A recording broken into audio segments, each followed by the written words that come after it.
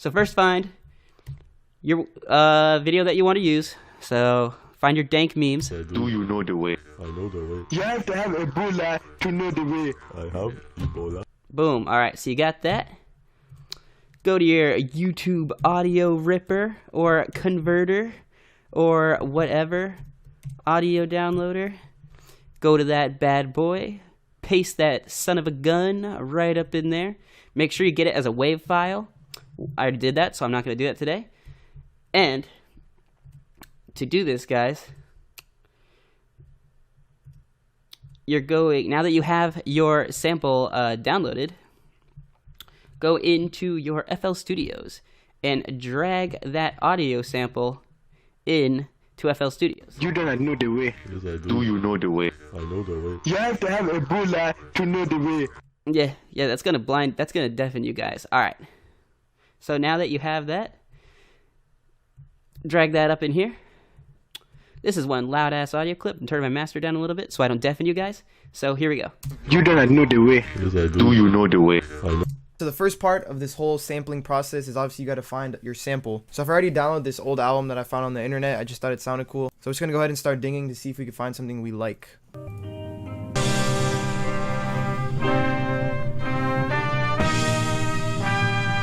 Okay. I don't really know what I'm looking for. I'm just waiting for something to really just catch my attention. He keeps you down. Stay.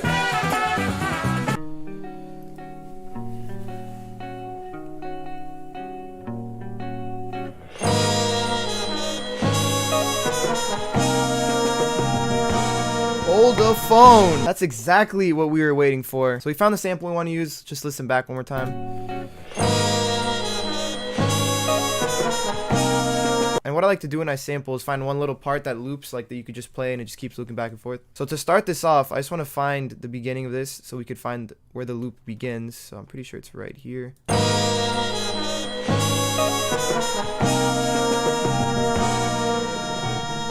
And right there is where the loop like restarts. So I'm going to go ahead and chop it right there. So let's go ahead and just take what we don't need out. You got to make sure you change this, take this off stretch when you're chopping it up. So let's just go ahead and do that. So now it starts like this.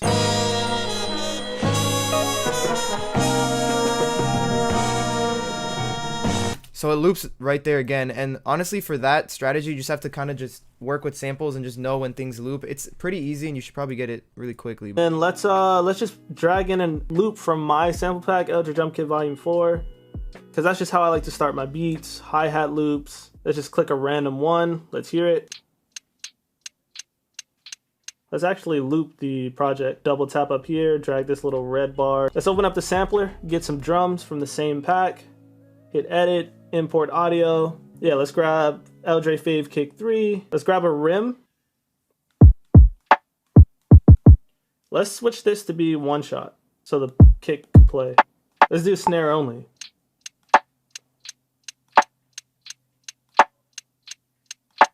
All right, now let's add the kick.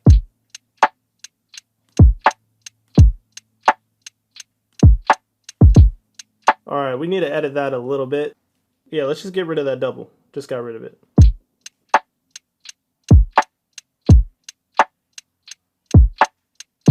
Now here's how you chop samples. Pull up the sampler. Obviously you have this. Hey, hi, ho, be. Hey, hi, ho, be, oh, be, oh, be. But that's not what we're doing. So here's how you do it, or here's how I do it. Could be a better way to do it. Let's browse. I was using stuff from LJ Drum Kit Volume 4 for the drums, but for the sample, we can go straight into BandLab's very own sound library. Again, completely free, which is nuts. But let's just do hip hop, chill. See, oh my guy, Datsun has a pack? Hell yeah, shout out to my boy Datsun. Yeah, let's use something from him. Let's see if he has any Rhodes stuff.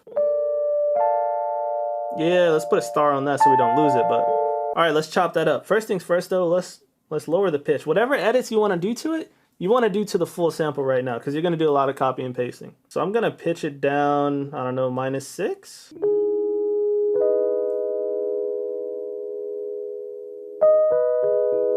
Yes, sir. Okay. Turn the group to 1. This is going to help you a lot. When you turn the group, so pretty much one sample per group can be heard at a time. So that way when you're clicking each sample, they're not all playing at the same time. They shut off once you click the next one. That's sampling 101. It's called I believe it's called a chop group on like an MPC or something like that. And then it's going to be a one shot. So now you just hold it, drag it over, hold it, drag it over, hold it as many times as you want. So here's what I want to do. Let's get that first part.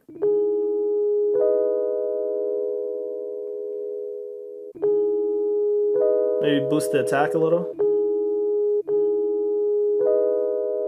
And then let's just copy that over to this next track because we're actually going to take that second bit off so we can chop that in ourselves. Yeah. Yeah. So there we go. So pretty much that's how you chop samples. Let's So check it out, here's what we're gonna do. For the intro of the beat, we're gonna use the original sample. We're gonna keep it in 6/8 the way it is, and we're just gonna raise the pitch a little bit. At the end of the sample, we're gonna do a drum fill, and we're gonna transition into 4/4 and our chopped up sample.